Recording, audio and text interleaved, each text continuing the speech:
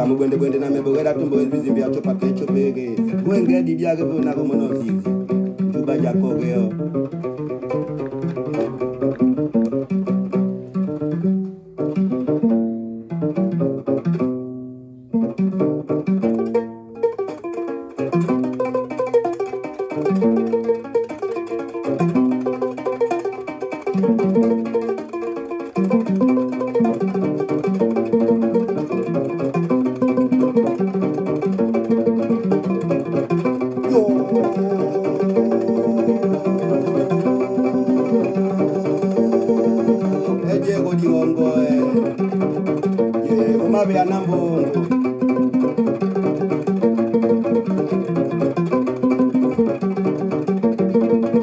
Boma kakani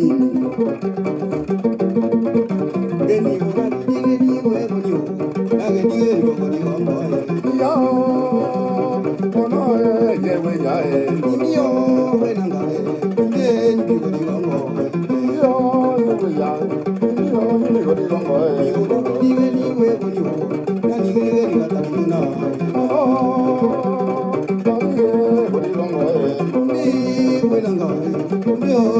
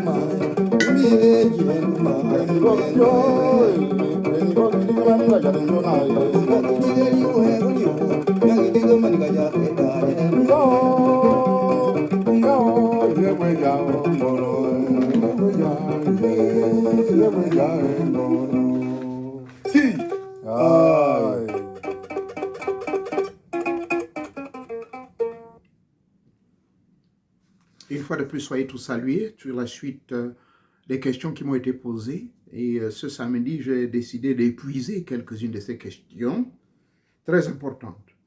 La question suivante, bien sûr, suite à la première, quel est le rôle ou la place qu'occupe le sexe dans notre vie et surtout dans notre spiritualité. La deuxième question était sur, justement, nous aider à identifier les trois différents corps principaux qui nous permettent, n'est-ce pas, de réveiller notre âme, de réveiller notre divinité, de nous permettre d'être un avec le tout. Et la troisième question est la suivante. Est-il possible de s'illuminer spirituellement sans passer nécessairement par des initiations sorcières ou passer par des initiations que moi j'appelle initiations fortes?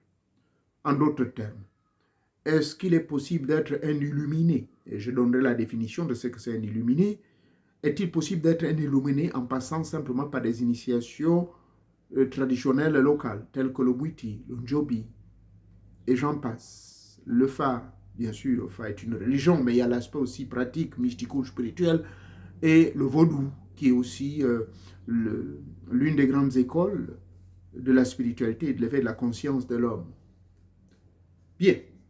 Alors, à se répondre à cette question, tout de suite, je vais vous dire que non. D'accord? Il n'est pas nécessaire pour vous de forcément aller consommer le bois sacré ou rentrer dans le vaudou, qu'il soit d'origine béninois ou le vaudou haïtien ou le vaudou américain, puisqu'il en existe, ou encore rentrer dans le luciférien, dans la secte des lucifériens, dont le siège se trouve ici chez moi, ou rentrer dans les loges maçonniques, ou rentrer dans la Rose-Croix à Morques, parce que c'est celle en fait où j'ai fait près de 20 ans, qui déclenche en quelque sorte l'éveil spirituel, mais pas nécessairement être un illuminé. Est-ce qu'il faut passer nécessairement par tous ces milieux-là pour être un illuminé? D'abord, c'est quoi un illuminé? Le mot illuminé, un illuminé, c'est celui qui est allumé. C'est aussi simple que ça. Un illuminé, c'est quelqu'un qui est allumé. Parce que l'illumination, illuminatum, illuminate, illuminati, le mot illuminatum, illuminate, illuminiti, illuminare ou illuminare, illumination, c'est la même chose, qui veut dire quelqu'un d'allumé. Or, quand on dit quelqu'un est allumé, on parle du phénomène du flatlux. On allume. Quand vous commencez une initiation, à la base, la flamme, on l'allume à partir de votre sexe. Cela ne veut pas dire littéralement que vous allez jouer avec votre sexe, ça s'allume, non. C'est-à-dire que le premier pouvoir qui se met en éveil, c'est à partir de votre sexe. C'est là où l'énergie se crée. On allume. Donc, un illuminé, c'est quelqu'un qui est éveillé spirituellement, mystiquement, sorcièrement, dans tous les plans. Rien ne lui échappe. Un illuminé, c'est quelqu'un qui a atteint un niveau spirituel où il a acquis de grandes qualités. Les trois principales que sont la maîtrise de soi, la patience et l'amour. Et de ces très grandes qualités, il est habité par 4 grandes tribus. Attributs. Il est maintenant revêtu d'un habit qu'on appelle l'habit des 4 attributs. Mais quand il est revêtu de cet habit des 4 attributs, même si on le lui enlève, il devient ces 4 attributs. Faut-il le rappeler encore? On retrouve toujours l'amour. L'amour, la puissance, la justice et la paix. Quand vous êtes un illuminé, cela se voit dans ces 4 attributs-là. Un illuminé, c'est aussi un Dieu qui est considéré comme un enfant de Dieu. Voilà pourquoi il est une erreur de dire, comme nos amis romains ont traduit les textes originaux, qui ne le disaient pas ainsi, que Jésus aurait dit qu'il était le fils unique de Dieu. Non, nous tous, nous sommes fils de Dieu.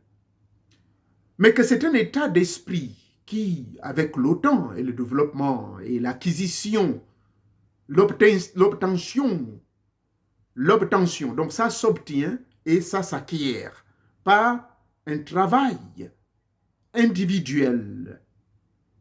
Vous travaillez, rien ne vient gratuitement. Chacun de nous a une expérience. Chacun de nous a commencé ce travail quelque part. Moi, j'ai commencé mon travail au mois de juin 1974. Voilà comment c'est de là où j'ai sérieusement commencé mon travail de contribuer à poser ma pierre à l'édifice, à devenir un maçon. Parce que c'est cela le véritable sens d'un maçon. Le franc-maçon, c'est quelqu'un qui apporte sa pierre à l'édifice. Le bouddhiste est un franc-maçon. Le ndjimbiste est une franc-maçon ou est un franc-maçon. Le ndjobiste est un franc-maçon. C'est cela ce qu'il faut comprendre. Mais malheureusement, ça a été pris de manière péjorative en attribuant cette FM à des loges sataniques, diaboliques. Bref, on n'est pas là. La question fondamentale. Est-il donc nécessaire pour tout adhérent, pour tout impétent, pour tout candidat postulant à l'éveil de son esprit, à l'éveil de sa conscience divine, à la rencontre avec le tout, puisque je l'ai toujours dit, que nous, notre rôle à nous, c'est d'aboutir et de devenir un, pardonnez-moi, de devenir un avec le tout. De devenir un avec le tout. Voilà notre objectif. C'est celui-là. Voilà l'objectif, de devenir un avec le tout. Le chiffre, le nombre 10. Voilà comment nous écrivons le nombre 10. On n'écrit pas 1 à côté, séparé du 0, ça n'a pas de sens. C'est à l'intérieur. 10 s'écrit le 1 à l'intérieur du tout. Parce que le tout, symbolisé par le nombre 0, qui ne veut pas dire rien, mais qui veut dire la multiplicité. De là, on retrouve l'infini plus l'infini, on retrouve le cercle qui montre sa propre queue. Bref. Alors, illuminer. Retrouver son illumination, c'est un grand travail, un processus qui vous permet au fur et à mesure, à travers un programme bien précis. Ce programme, c'est l'initiation. Mais le mot initiation ne s'applique pas seulement à l'initiation sorcière, comme vous le dites. Si vous me suivez depuis le début, j'ai sorti un précepte et un principe que j'explique bien à partir, et ceci conséquent à mes propres expériences mystico-spirituelles. J'ai appelé cela l'initiation douce et l'initiation forte. Donc, maintenant, est-il nécessaire de passer par la sorcellerie forte? La sorcellerie, comme vous l'appelez, je peux plutôt dire, est-ce qu'il est nécessaire pour être illuminé spirituellement, faut-il passer nécessairement par l'initiation forte? Parce que c'est cela, l'initiation forte, c'est cette initiation où vous faites ce qu'on appelle des shortcuts. Shortcut veut dire, écoutez, moi, vous me fatiguez. Comme l'avait fait un ancien président, que Dieu ait son âme, en Afrique centrale, il dit, écoutez, vous me fatiguez avec vos histoires de loges, vous m'amenez les phraséologies de psychométrie, d'électromagnétisme, de ceci et cela, ou de hypothalamus centrifuge, de ceci. Alors, laissez-moi cela, moi, je vais mettre mon jobi dedans, je vais mettre mon boité, je vais mettre ceci. Alors, il a tout simplifié. Pourquoi? Mais parce que l'initiation douce, qui est une connaissance purement d'abord livresque, qui est la connaissance du développement de soi par la compréhension de soi-même, et laquelle compréhension de soi-même passe par une étude approfondie, comme je vous l'ai dit tout au début, qui passe par trois corps, parmi des centaines de corps. Mais ce sont les 3 corps principaux, que ce sont le corps astral, qui est lié avec nos émotions, les désirs et autres, le corps mental, qui est lié avec l'aspect comportemental des visites des pensées, des visites des connexions sous couvert du satellite qu'est notre cerveau. Ça, c'est ça le satellite, c'est le cerveau, la centrale thermique. Et ensuite, nous avons le corps physique. Le corps physique doit être préparé à la base. Ça, ce sont les notions de l'initiation douce. Donc, l'initiation douce nous permet, à partir de cette base des 3 P, qui sont plutôt des 3 corps que nous devons développer, astral, physique et mental, j'appelle ça PAM. Corps physique, corps astral et le corps mental. PAM. Donc, premièrement, PAM. PAM se met en marche. Et une fois PAM se met en marche, il y a une campagne d'entraînement mystico-spirituel. C'est-à-dire qu'il y a des exercices qui vous permettent de développer votre corps mental sous couvert de la maîtrise des facultés, sous couvert de la maîtrise de certaines visites nocturnes et même journalières, 24h/24, au niveau de notre corps mental, par la visite de plusieurs formes de pensée, et nous avons classifié sous 3 formes de pensée. Les pensées qu'on appelle des pensées visiteurs. Ces pensées visiteurs, ça ne vient pas de nous. Ce sont des êtres qui nous visitent, qui veulent nous parler. Et quand vous avez bien maîtrisé donc ce corps-là, vous êtes donc en mesure de communier avec les morts sous couvert d'un corps subtil qu'on appelle la télaudience, qui est une faculté psychique. Voilà donc l'initiation douce. Cette initiation douce donc, va vous permettre de maîtriser cet aspect-là. Toujours par l'initiation douce, j'ai mis en place un principe, un précepte. Je l'ai créé moi-même. Ça a été expérimenté par moi-même dans les années 92 jusqu'à maintenant. J'ai appelé cela l'OPRE.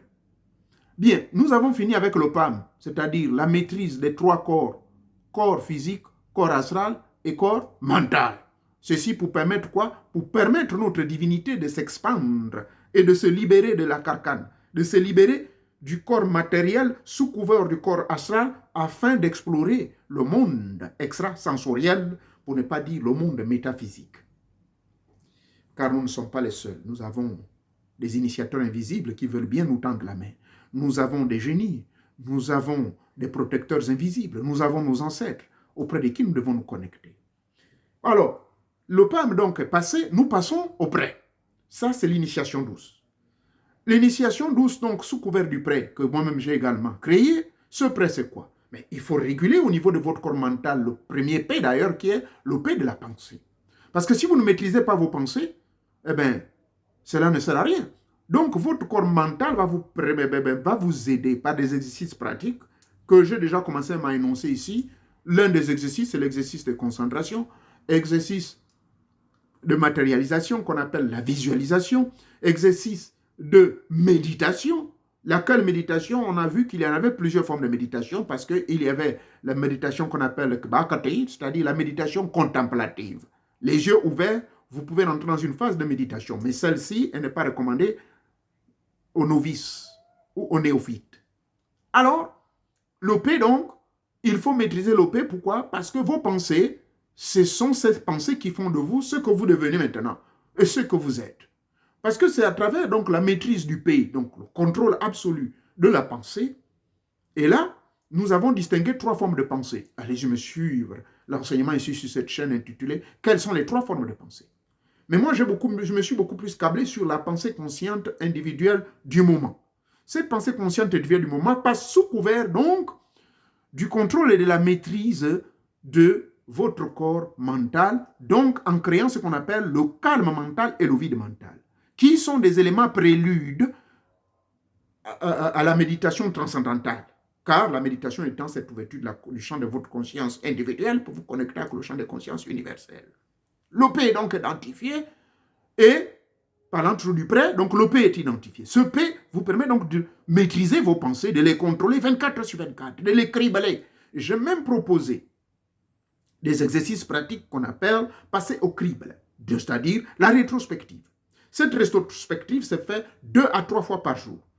Et, naturellement, le véritable initié qui doit arriver à l'illumination doit passer par les fenêtres de son corps, par la porte de son corps, parce qu'il est le gardien de son véritable temple, dira M. Paul, le fondateur du christianisme, que vous êtes le véritable temple de Dieu. Le temple de Dieu, ce n'est pas un temple qui est fait de mains d'hommes, mais ce temple est en vous. Et c'est ainsi donc, conséquemment, vous devez surveiller tout ce qui rentre en vous, sous couvert des 5 sens. C'est pour cela les 5 sens en question, on vous dit, c'est savoir, donc la connaissance, savoir, vouloir, oser et se taire.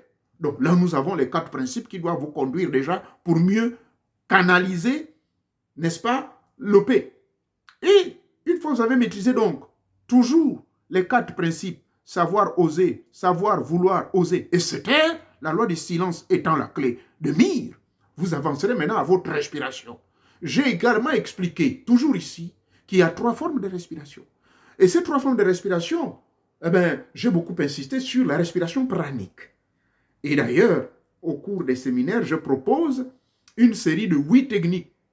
Mais là, c'est des techniques que je ne montre pas au public, mais je les partage beaucoup plus tous ceux qui me sont proches, mes administrateurs, ceux que je peux considérer comme mes disciples, directement. Je leur partage ces secrets-là. Les 8 méthodes pour pouvoir permettre donc le contrôle de votre respiration.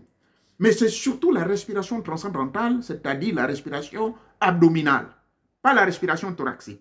Car il y en a 3 formes de respiration dans le cadre du yoga que j'enseigne et dont je suis impliqué depuis 1978. Donc, la lettre R, c'est la respiration.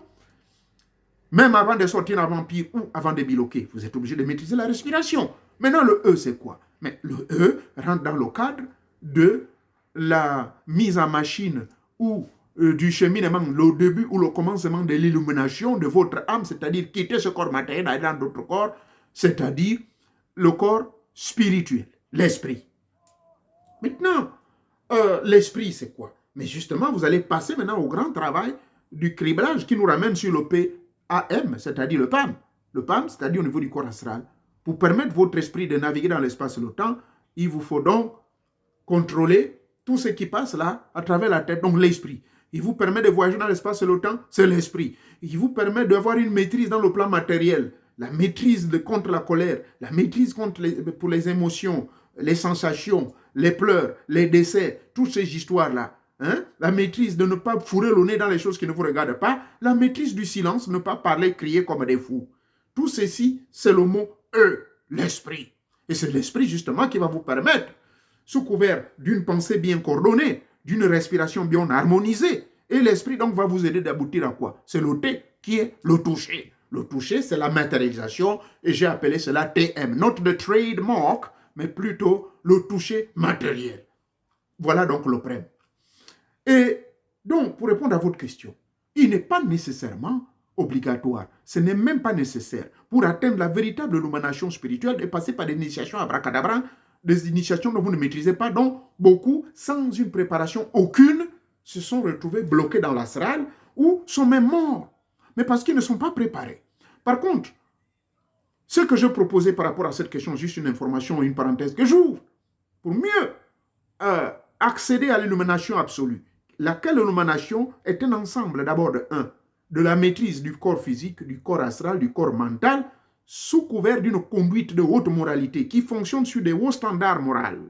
Ça veut dire, vous ne devez plus faire des choses que la société condamne. C'est là où le code de conduite intervient, ce que les chrétiens ou les religieux appellent les commandements de Dieu. Ces commandements de Dieu, ce ne sera plus un slogan. Vous partez à l'église, mais ça devient un club. Non, non, non, ça n'a rien à voir. Ce n'est plus un club là. On ne s'amuse plus avec les lois de Dieu. Mais vous les appliquez réellement dans votre vie. Et c'est ainsi que votre illumination est opérationnelle, c'est-à-dire vous êtes allumé. Et quand vous êtes allumé, qu'est-ce qui va se passer? Mais vous êtes conscient dans le plan matériel, dans le plan physique et dans le plan métaphysique. Vous sortez en vampire sous couvert des 3 P. Les 3 P que sont la préparation spirituelle, mystico-spirituelle. On vous prépare dans un ashram ou dans un grand temple, dans un banja. Et ensuite, à l'issue de cette préparation, on vous amène finalement à la purification. On vous purifie. Mais cette purification, elle est sanctionnée par des ascèses bien choisies, classifiées et choisies par le maître qui est devant vous. D'accord? Ces ascèses, c'est quoi? Ce sont des interdits. Voilà le 3e P, qui est la purification. Et enfin, le 4e, c'est plus le maître, ce n'est plus le ganga, mais lui, dans son plan du monde astral, lui, il va vous servir de guide. Il ne peut pas qu'il ne peut pas, il le peut, mais ce n'est pas son rôle de contrôler la sortie de votre âme. Il est là pour vous guider. C'est ainsi, donc le 3e P, c'est le perfectionnement, c'est-à-dire votre propre envolement, tel que vous voyez le scarabée sacré qui est derrière là-bas sur ce beau tableau égyptien. Ce scarabée sacré, donc, symbolise votre sortie astrale, aller dans les plans de l'au-delà. Donc, est-ce que j'ai bien répondu à votre question? Je peux dire en d'autres termes, pour me résumer, qu'il est possible d'être illuminé, d'abord, en maîtrisant très bien l'initiation douce, le développement de soi-même, et ce développement de soi-même passe par ce que je viens de dire, c'est-à-dire le PAM, donc le corps physique, le corps astral, le corps mental, et ensuite le prêt, par la maîtrise de la pensée, de la respiration et de l'énergie, ou plutôt de l'esprit, qui vous permettra à votre esprit de voyager dans l'espace et le temps, et ceci vous permettra donc de bénéficier du plaisir de la vie, c'est-à-dire à travers vos 5 sens, le toucher, l'odorat et tout, le sexe et cela, par le toucher, c'est par le TM. Le TM veut dire toucher matériel. Donc vous pouvez exploiter cela, mais de manière honorifique et de manière équilibrée, dans un cadre bien précis, non pas dans le désordre. Car tout initié qui contribue au désordre et au déséquilibre, qui viole le karma, ce n'est qu'un crapaud. Dans la vie future, il peut ne plus exister ou il va être sanctionné. C'est-à-dire, les gens qui prennent plaisir à faire souffrir les autres, qui perdent les autres, qui volent, qui tuent, qui pillent, qui détournent, tous ces mecs-là, et pourtant ils sont dans des loges, ils vont vous influencer avec des grosses bagues, ils sont dans les boîtiers, ils sont dans ceci et cela. Est-ce que vous pouvez me dire que ces mecs-là, réellement, est-ce qu'ils sont au milieu des rangs des dieux? Parce que quiconque est considéré comme Dieu au milieu des rangs du Dieu suprême, c'est une personne qui est illuminée. Or, un illuminé, je le répète et je le conclue tout de suite, c'est un allumé. Il est allumé par la flamme divine. Ô âme aveugle, arme-toi des flambeaux des mystères. Et ainsi donc, dans la nuit, et dans cette obscurité, ou dans cette nuit, tu vas identifier ton double lumineux. Lequel double lumineux va te guider, mais c'est ton guide en réalité, c'est ton génie. Et celui-là que tu dois suivre, tu suivras ce guide qui va t'amener finalement vers la rencontre avec ton génie. Une fois tu te rencontres donc avec ton génie, et ainsi, tu auras exploré et compris que tu aurais exploré et compris le grand système stellaire, le grand système cosmique. Et là, tu es donc un Dieu au milieu ou au rang des dieux. Et c'est ainsi, quand tu es ce Dieu au rang des dieux, tu es un illuminé. Mais ne peut être à ce niveau que celui qui aura bien maîtrisé l'initiation douce, pardonnez, il y a un reflet des machins, de la lumière là, que celui qui aura donc maîtrisé le PAM, maîtrisé le prêt, maîtriser les 3 P et tout le reste, ainsi, plongeant ainsi dans la grande lumière divine. Alors, un illuminé, donc, c'est celui qui a développé son esprit lui-même. Il s'est développé. Et ensuite, il doit se développer indépendamment des religions, indépendamment des milieux dangereux. Je ne demande pas les gens d'abandonner leur religion, mais en réalité, le meilleur développement de soi, la meilleure illumination s'obtient à l'abri des égrégores. Parce que les religions, les sectes mystiques, les loges, tout ceci, ce sont des forces égrégoriques qui peuvent vous dévorer lorsqu'ils constatent que vous brillez de par votre développement et par votre montée et par votre illumination, c'est-à-dire du fait qu'ils constatent que vous êtes maintenant allumé. Et or, être allumé veut dire un vampire qui est éveillé. Vous êtes fort et vous bandez fort, que ce soit par votre bangala ou par votre bouche. C'est cela, un véritable illuminé. Alors, pourquoi j'ai dit non? Mais parce que dans ces milieux des initiations sorcières, au lieu qu'on vous montre des choses pour élever votre esprit, c'est bien bon, on va vous ouvrir les yeux, mais c'est plutôt comment faire le mal aux autres, plutôt comment sortir un vampire, aller bouffer quelqu'un, plutôt comment aller baiser ou coucher la femme du ministre, ou bien comment toucher le corps du président pour qu'il nous donne un décret qui nous nomme alors que nous sommes un tocard, nous sommes un improductif. Et alors que nous sommes un dépravé sexuel, on perd les autres. Vous ne pouvez pas être illuminé quand vous vivez dans ce genre de marasme ou dans ce genre de terrestrité humaine qui contribue à la distraction de votre esprit. Car tout esprit d'illuminé qui est distrait ne peut pas être appelé un illuminé. Est-ce que le volume est bon? Toute personne qui est distraite, toute personne qui vit dans l'attraction, attirée par des énergies négatives, c'est-à-dire la femme, les fesses des femmes, les seins, ça devient une énergie négative lorsqu'elle n'est pas votre femme. C'est une énergie positive lorsque vous admirez votre femme toute nue devant vous dans votre chambre. Et quand elle s'habille, elle couvre ses cheveux, elle couvre ses mains, elle couvre ses pieds. Et les oreilles, les yeux, tout, personne ne doit voir ça. Parce que ça vous appartient à vous. Voilà comment un illuminé vit. Et pourtant, ces principes et préceptes et commandements existent bel et bien dans les grands courants philosophiques, religieux, mystico-spirituels. Mais les gens ne les vivent pas. Ce qui m'entraînera tout à l'heure de répondre à la question suivante. Et alors, que pensez-vous, parce que c'est la question que quelqu'un m'a posée, que pensez-vous alors de ce monde dans lequel nous vivons? Est-ce que ce monde est en train d'aller vers, comme on le dit, nous sommes à l'ère du Verseau, est-ce que ce monde vraiment tend vers le perfectionnement de l'être humain pour son bonheur et son élévation? Je répondrai à cette question tout à l'heure. Je vous remercie, vous qui m'avez posé cette question. Vous voyez, il y avait beaucoup à dire, mais voici l'essentiel. La réponse est non, que vous n'êtes pas obligé de rentrer dans des initiations fortes, bracanabrane, sorcières, pour pouvoir être un être illuminé. Resuivez ma vidéo du début à la fin, car j'aimerais que cette vidéo profite à tous ceux qui habitent le quartier Antimichos, qui habitent au Vendo, qui habitent Nchatanga, Batanga, Noronga, en passant par Nduru, Manjindolu, et qu'en moins de 30 minutes, ils puissent quand même avec 1000 francs suivre les enseignements de M. Moréo Nouvier. Je ne suis pas parfait, je ne suis pas le grand maître, mais par sous inspiration et par mon expérience de 49 ans dans la grande recherche ésotérique, mystico-spirituelle, je crois que je contribue à ma manière pour vous aider à être sur le cheminement, pardon, sur le chemin de l'illumination. Merci beaucoup. Que Teta Mongalo, Dieu de lumière, le grand architecte des univers, vous bénisse. Merci bien. Merci encore. Merci.